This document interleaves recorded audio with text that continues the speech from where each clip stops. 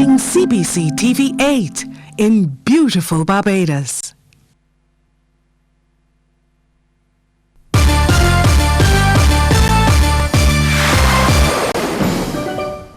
And a very good afternoon to you. I'm Lisa Lord with the CBC News Break. The government of Barbados, the Barbados Private Sector Association, the Congress of Trade Unions and the Barbados Workers Union are currently in a one-day meeting of the full social partnership. There will be presentations on government finances and foreign exchange reserves, the ease of doing business and productivity and engagement, among others. Prime Minister Fundell Stewart is chairing that meeting, and he noted that the full social partnership has survived under tremendous pressure. The social partnership was put periodically under stresses of various kinds, but the maturity, the insight, and the faith in the future led all of the social partnerships to see, all the social partners to see the value of sticking together rather than allowing vociferous or splintering tendencies to get the better of us. Chairman of the Barbados Private Sector Association, Charles Herbert, says he hopes today's proceedings are more than just a talk shop. Our intention of working with you and both partners on is that today we can actually identify the priority action items which are most important to our country, that we can develop a strategy for developing the solutions and a strategy for implementing those solutions.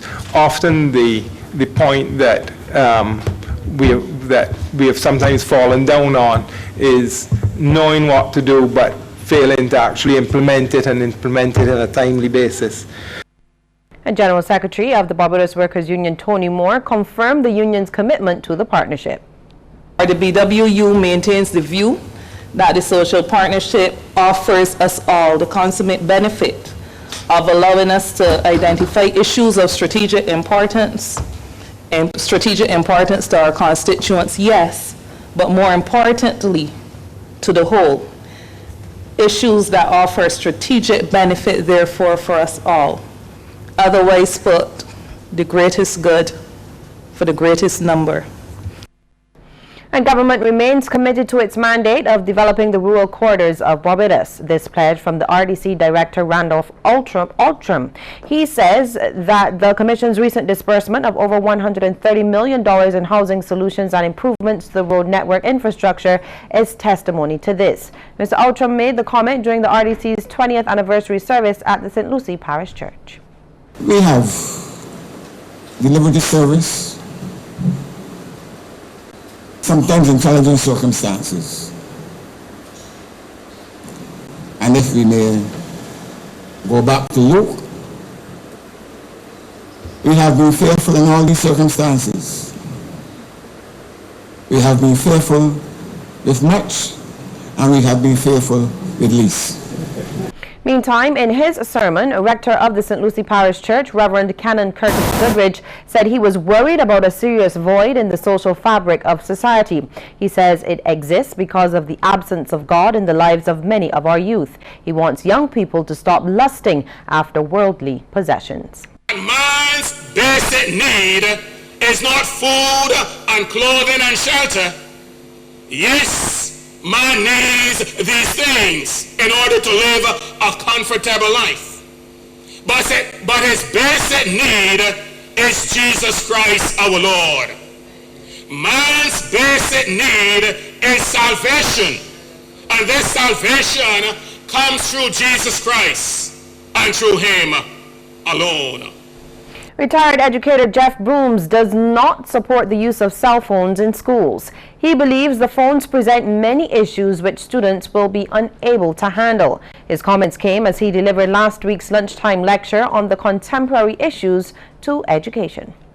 I don't think our children's level of maturity in schools is that high. They use it for all different reasons. I've had the experience at Alexandra School. A cell phone was used. Two boys get in a fight. Cell phone was used. When school finished at 2:50, a minibus with 20 somebody people beat the other boy. I've also spoken to the experience at same school down there with the cell phone and the thing to that kind of stuff.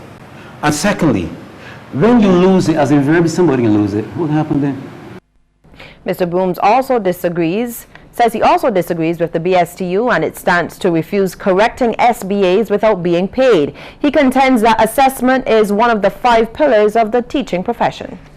I remember when I did my GC, and my first few years of my teaching life was GCE. DC English paper was 17 questions, 15 comprehension questions, a Percy and an essay, done there. CX is so much better now. But so we have more authentic assessment as well. But now people saying, one of my pillars, if you want me to assess authentically, you got to pay me extra money, or I correct the SBAs. More recently for profession. My views, exactly. The national call to clean up Barbados and beautify the environment is being answered. The Future Centre Trust partnered with a number of entities to clean up places around the island over the weekend, and CBC News visited 2 of the sites. Over at Husbands in St. James, the St. James Parish Ambassadors partnered with the St. James South Constituency Council to clean up a usually bushy area. Chairperson of the St. James Parish Independence Committee, Rhonda Bryan Hudson, says it was a way of giving back to the community. She also thanked Black Bess Quarry, the NCC, and Soil Conservation Unit for their help with the initiative. This year, as we go about all the activities we're doing within the community, it is under the theme celebrating who we are, proud of our heritage. And when we were looking at what we could do for the various communities within St. James, because we recognize that it's a very large constituency that we have to work with, we recognize that in this area, that this location where we are today was had some environmental issues in terms of the amount of bush that was passing, that was growing up, because we have a lot of people that walk this way, a lot of pedestrians, joggers, people traverse this way up and down consistently, and we didn't feel comfortable that they had to pass through this area, and we wanted to give them a clear passage. Meanwhile, Chairman of the St. James South Constituency Council, Tyrone Lowe, says they readily supported the initiative when approached by the committee. And this is the husband strip outside the Met Office. It's a very bushy area, and as was said earlier, presenting certain environmental challenges. People walk here early mornings, late at night, and the bush was somewhat of a threat. And then I learned later on that the exit from the Met Office as well was being blocked by the high grass and what's not. So it is an effort to kind of enhance the community and our safety. Elsewhere, over at Browns Beach St. Michael, the principal, staff, students and parents of the St. Gabriel School all combined their efforts to clean up the popular beach. Principal Angela Blackett says it's the 4th year they have participated in such a cleanup exercise, and they partnered with the Future Centre Trust. She says it's also an extension of ongoing environmental programs at the school. We are all Barbadians, we are citizens of this country, and part of our citizenship is to give back to our country.